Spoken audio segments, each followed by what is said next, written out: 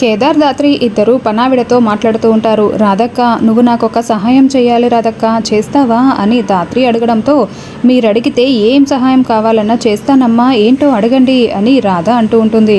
మీరు ఈ ఇంట్లో పని మానేయాలి అని దాత్రి చెప్పగానే చాలా షాకింగ్గా రాధ వింటూ ఉంటుంది.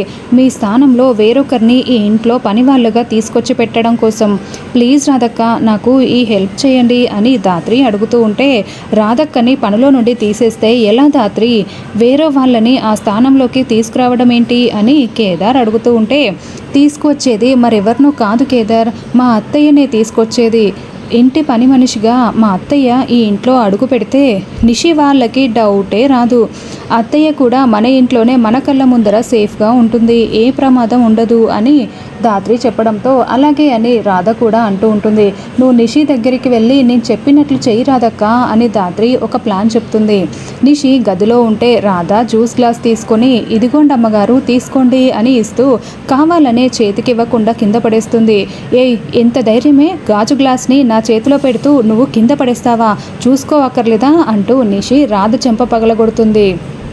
వెంటనే రాధ ఇంకా మిగతా పని వాళ్ళందరినీ కూడా సంఘాలను వేసుకొని Nishi down down, Nishi down down అంటూ కేకలు పెడుతూ ఆడవాళ్ళందరినీ వేసుకొని ఇంటి ముందుకు వచ్చి ధర్నా చేస్తూ ఉంటుంది. మా దాత్రి ప్లాన్ చేయడము అది వర్కౌట్ అవ్వకుండా ఉండడమా, నువ్వు సూపర్ దాత్రి అని కేదార్ చాలా సంతోషపడుతూ ఉంటాడు.